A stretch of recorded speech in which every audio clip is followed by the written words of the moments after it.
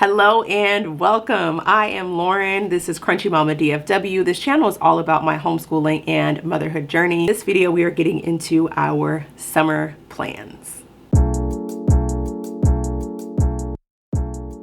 So first of all, apologize if you guys hear like some background noise. The air is going on right now, which I can't cut it off because it is way too hot here in Texas. So y'all are probably just gonna have to hear the air. I'm sorry about that. And you will also probably hear my kids, but you know, that's life. So just want to go ahead and get into the video and just show you guys what we are going to be doing this summer. I first want to say that I actually planned on taking a break for the summer and we were just going to pick back up in the fall.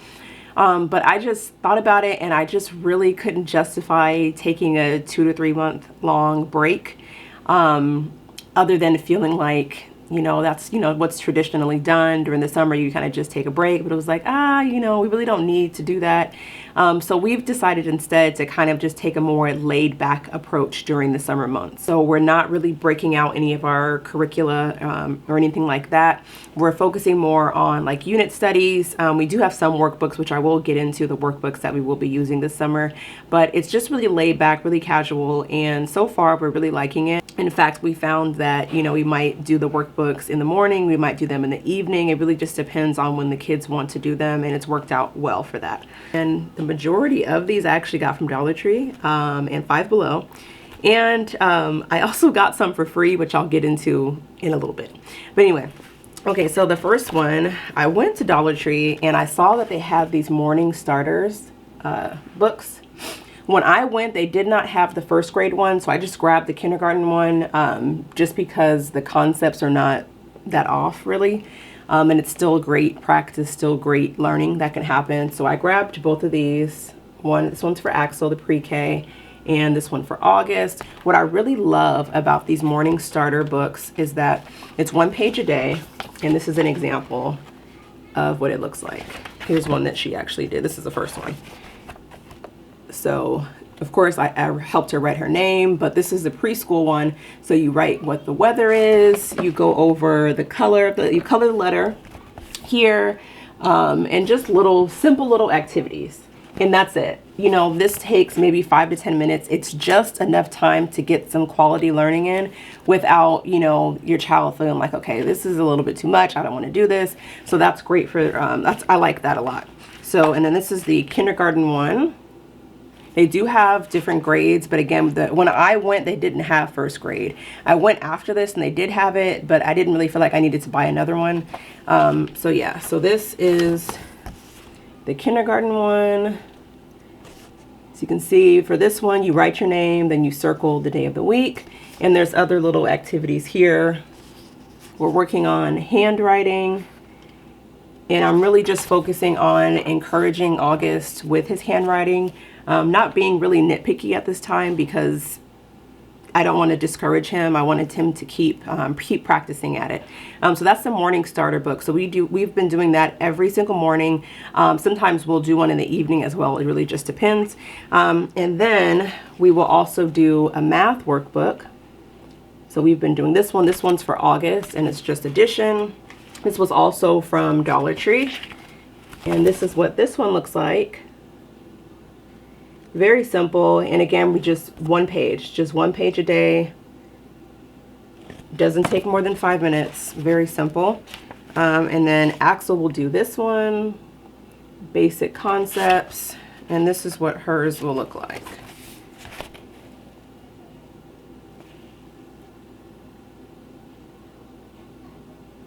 So that's that one. I also had the opportunity to get quite a few free workbooks. My mom's neighbor, like a few weeks ago, she was like, oh my gosh, you know, I know that you homeschool and I have these books that I want to give you, you know, make sure you come by and I'll give them to you.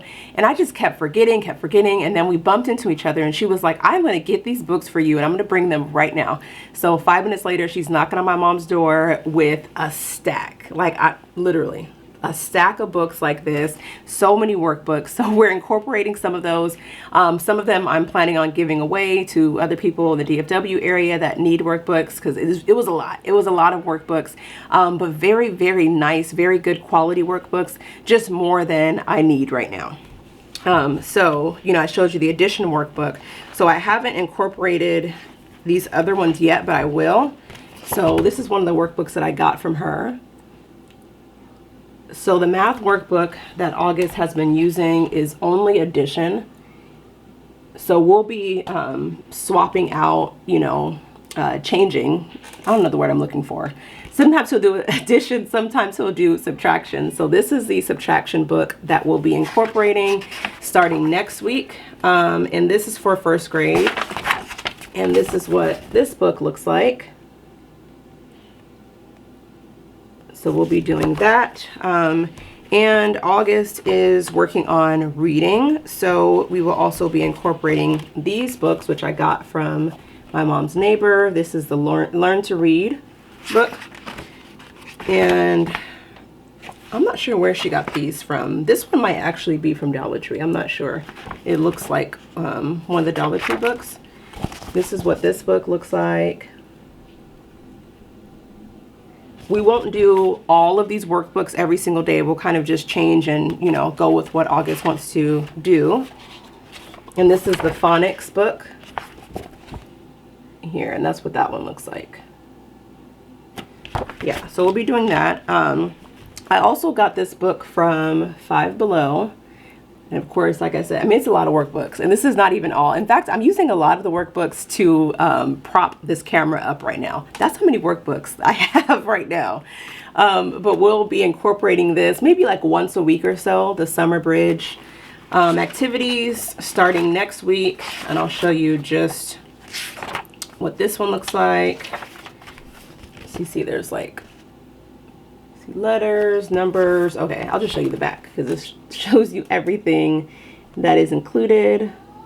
So a great comprehensive workbook. So those are the workbooks that we'll be kind of cycling through this summer. Some of them we'll do, like I said, in the morning. Sometimes we'll do in the evening. Just really kind of laid back. I really like that all of those workbooks can be done, you know, a page can be done a day, which maybe takes 5 to 10 minutes. So not spending a whole lot of time on book work. Which is great for my kids because we really don't like book work a lot. It's hard for them to, I mean, kids in general, it's hard for kids to sit still for a long duration of time. So yeah, there's that.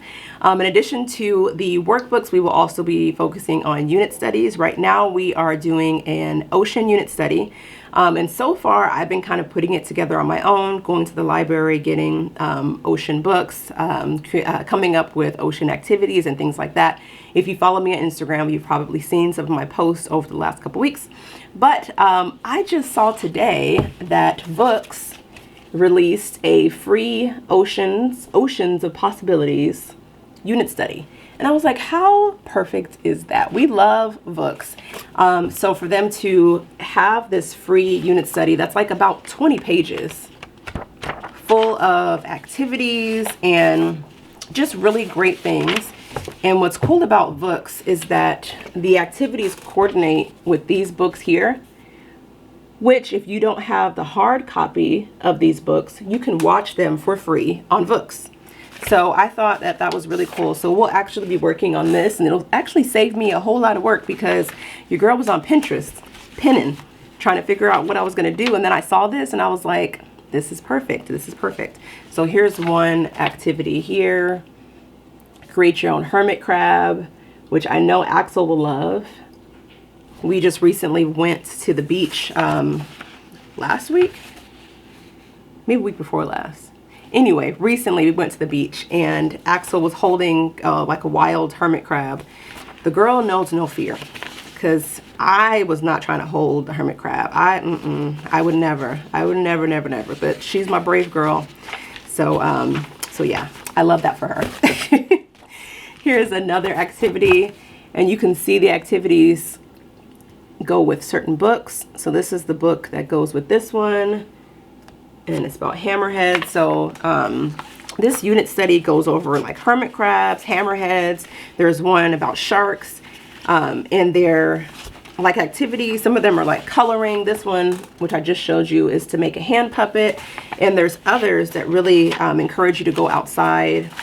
And I love how each craft, it tells you what you need, how to make it, and all that. So I think we're going to have a lot of fun with this unit study. So that's what we'll be working on probably the next couple weeks to get through this, because it's a lot in here. And then after that, I'm really excited to get into our paleontology unit. This is through the Perot Museum. I think they're called the Thinkwinauts. It's another free online program that you have access to different unit studies and things like that. I'll link both of these below.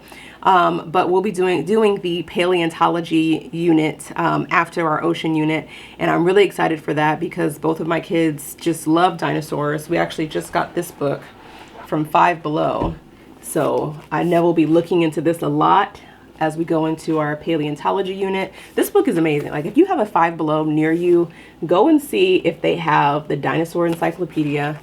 I'll show you just a page here. Just the information. I love resources where, like, you know, as a parent, you're looking at it and you're like, wow, like you're just as excited about it as your kids. That's just the best. Getting a little sidetracked, but I'll show you this book as well that I recently got from Five Below, Nature's Treasures. This book is great as well. It just goes over different things that you might see, like maybe randomly, you know, in nature. Like, or if like you're, I don't know, just random things that you might find that you're like, what is that? You kind of just look in this book and it'll show you, you know, what it is. Like, for example, dragonfly wings. This was really interesting for us to learn about. We learned about how dragonflies fly and all of that. So just two really great, amazing books. So yeah. So we'll be doing the unit studies as well as the workbooks, and that's pretty much all I have planned this summer. Of course, you know, things change. I'm trying to be more laid back, more carefree, less type A as we continue on with our homeschooling journey. In my last video, I mentioned that I wanted to do unschooling, and I feel like I've been so dogmatic in that I've kind of talked myself out of it, overcomplicated it. I don't know what the right terminology would be for it, but I felt so like, okay, you know, like with the workbooks that I'm doing this summer, it's like, okay, well, that's not unschooling, you know, so what am I going to do? How am I going to do unschooling without all of these things that, you know, I'm kind of used to, things that make me comfortable, which are things that are, you know, kind of like school, but not really like school either. So I don't know. I posted about this on my Instagram and got a really, really great response from somebody. I'll actually read it right now. It came from 7 Blessed Mama.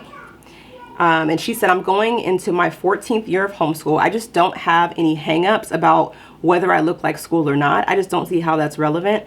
Homeschooling is the freedom to choose. So school can look like whatever it needs to look like. I stay clear of adopting any hard and fast rules. That includes unschooling as well as Charlotte Mason or classical or whatever.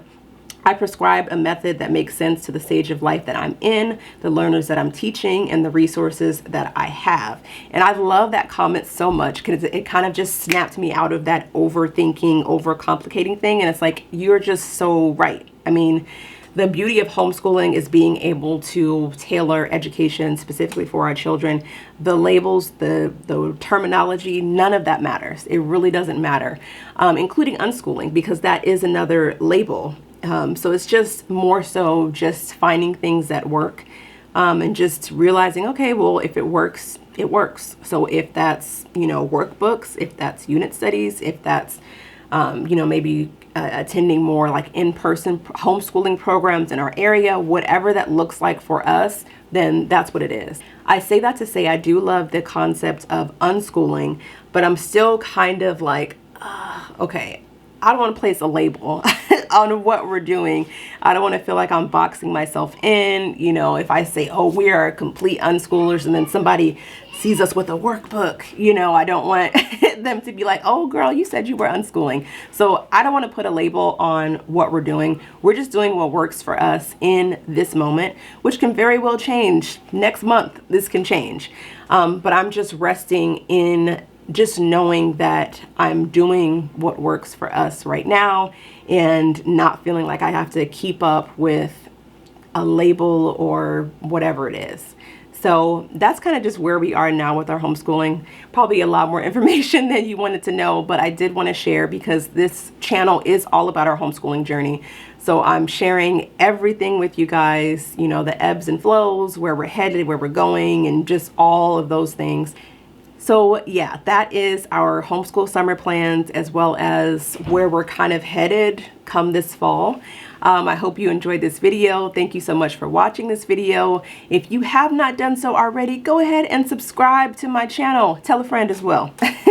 Go ahead and subscribe and hit that bell notification so you know when I post a new video.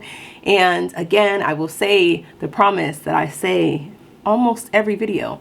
I'm going to do better about posting on YouTube.